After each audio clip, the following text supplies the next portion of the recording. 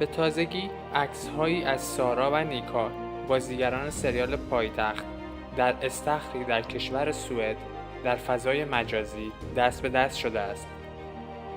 این عکس‌ها این دو بازیگر را به دردسر بزرگی انداخته است.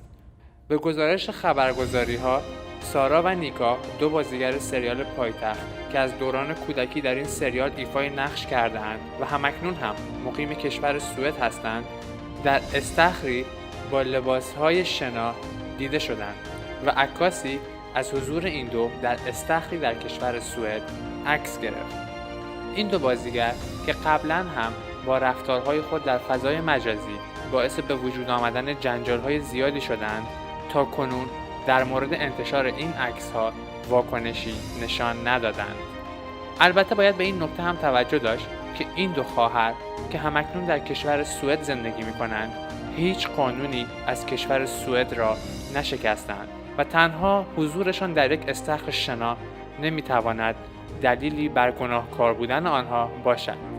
در ادامه چند ویدیوی جنجالی از این دو خواهر رو با هم می‌بینیم. بچه‌ها چند سارا فرقونی آی آی آی تکورا آی شیجاز عباسا ترمز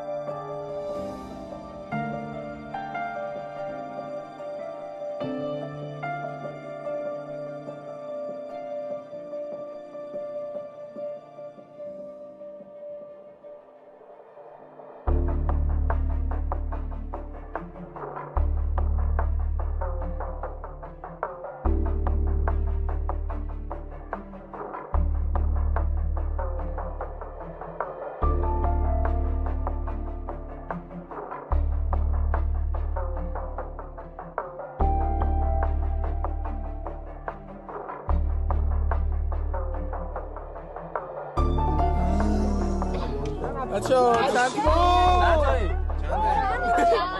سارا فرقونی آی آی آی تکورا آی شیجاز